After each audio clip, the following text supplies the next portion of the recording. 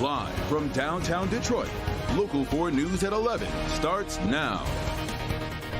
The Lions return to Ford Field tomorrow after several weeks away. Fans are excited to support the home team, but they'll have to deal with some changes at a popular tailgating spot. Several safety changes are now in place at Eastern Market. It comes after a shooting last month that left 2 people dead. Back on September 15th, following the game against Tampa Bay, a fight between tailgaters led to one opening fire. 25-year-old Jalen Welch and another man, 40-year-old Rayshawn Palmer, who was trying to resolve the conflict, were both killed. The gunman was not charged after investigators determined he acted in self-defense. Just days later, the Eastern Market canceled the Monday Night Football tailgate. Leaders were still working with police to put more safeguards in place, and now everything is ready. Our Jacqueline Francis is live for us tonight. And Jacqueline, those changes will take on many forms. Pam and Will, it was not an easy decision for Eastern Market to cancel that first tailgate after the shooting.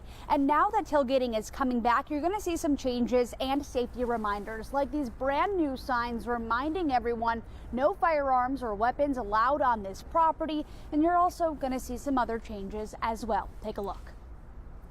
When folks found out that we canceled on September 30th, they were definitely disappointed. So we've had a lot of enthusiastic support for bringing tailgating back. The Lions are back this Sunday, and so is tailgating at Eastern Market. It comes after a deadly shooting took place during the tailgating event September 15th. After that, Eastern Market canceled the next home game tailgate, using the downtime to work closely with the city's police department and fire marshal, coming up with operational changes to improve safety. First and foremost, folks will see a later start time. We moved the start time back from 7 a.m. to 9 a.m. For 1 p.m. games, and likewise to 4 p.m. start for 8 p.m. games. Another change includes selling bigger but fewer tailgating spaces. Tailgating spots will be sold in pairs opposed to individual spaces. This reconfiguration will keep emergency lanes clear, a request from the fire marshal. There will also be a 10-person limit per tailgate party, and wristbands will be used to enforce this. We believe that the tragic incident from September 15th was an isolated incident, but we have also spent a lot of time working closely with law enforcement to bring back sort of the community loved, safe tailgating event that people knew and came to rely on at Eastern Market. We feel like these changes help us to do that. You can also expect to see a big police presence out here tomorrow morning. Reporting live from Eastern Market, Jacqueline Francis, Local 4. Okay, thank you, Jacqueline. It was a backyard brawl in the Big House. Michigan State and Michigan get back and forth tonight, and my Wolverines, of course they came out on top. Hobie joins us now, and Hobie, the Spartans had a chance to send it into overtime, but came up short. They did. I mean, this is what rivalries are supposed to be. I mean, game that went down to the wire, but Michigan pulling it off, their 3rd straight win in this series. Well, undefeated seasons and championship hopes often hang on this game, but this year, both Michigan and Michigan State were just trying to avoid being 500 midway through the season.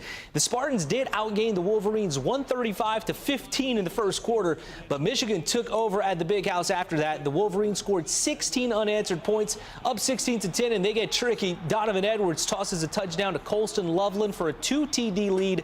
The Spartans tried to storm back in the 4th quarter. The Pride of River Rouge showing up. Nick Marsh stops inside the 10, then speeds into the end zone.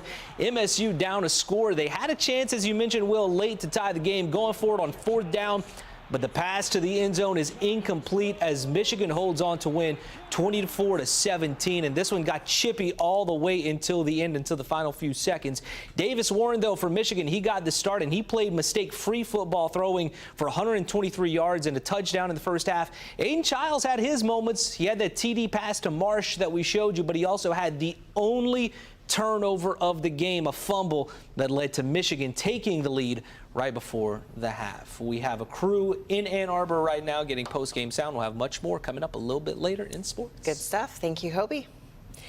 Let's get a check outside now. Things are cooling out off really quickly if you're heading outside anytime soon. I hate to say it, but maybe a hat, a jacket, perhaps even some gloves may come in handy. Ron Hilliard joins us now. Ron, early morning tailgaters could see temperatures near freezing. Let me tell you, some of us already near freezing or below. It is a cold night out there for people all across Southeast Michigan and in Ann Arbor right now. Here's a look at Ford Field. It is going to be chilly. Look at this. It's 41 in Detroit right now.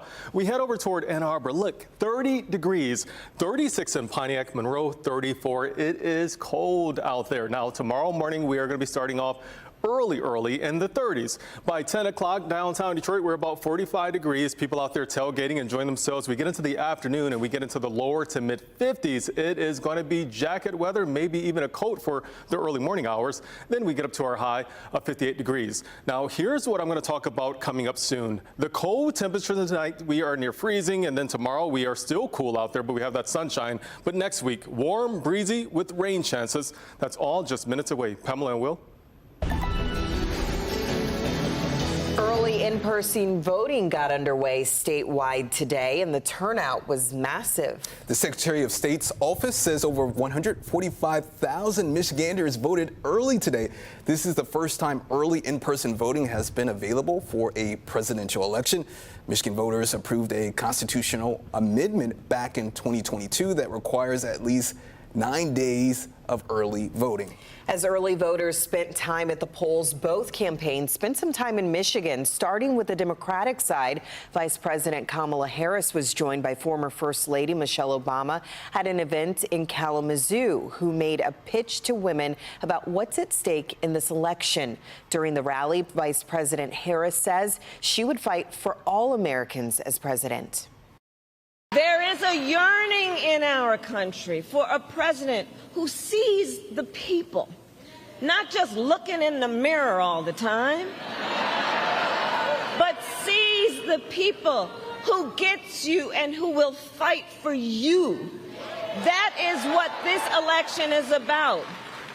And my whole career, I have put the people above partisanship. While in Novi, former President Donald Trump turned his attention to Arab American and Muslim voters who are angry over the war in Gaza. He was joined on stage by what the campaign calls Muslim and Arab American leaders. The former president says he believes Michigan Muslim voters will make a big difference in this election. You know what they want? They want peace. Muslim and Arab voters in Michigan, and you know, they're going to be they could turn the election one way or the other. The war in Gaza could impact who wins Michigan. During the Democratic primary, more than 100,000 people voted uncommitted as a protest to President Biden's handling of the war in Gaza. It's unclear how that will take shape in the general election with Vice President Harris as the nominee. Trump has not said how he would end the war in Gaza. You may recall while in office, Trump instituted a controversial travel ban targeting 7 majority Muslim countries. A new bill in Lansing aims to change Michigan's hazardous waste management system and strengthen environmental protections. This follows some recent controversies over toxic waste disposal in Romulus and radioactive material in Van Buren Township. Both are located in Senator Darren Camilleri's district, which he says prompted this legislation. It calls for a 5-year moratorium planning period during which treatment and storage facilities would not be permitted to be built or expanded. It permanently bans the creation of new hazardous and radioactive waste injection wells and requires the Michigan Department of Environment, Great Lakes, and Energy to develop a new hazardous and radioactive waste management plan. It also restricts new hazardous waste facilities in densely populated or within 100 miles of an existing facility, so densely populated communities. The legislation also significantly strengthens financial assurance requirements to protect taxpayers from footing the bill of cleanups.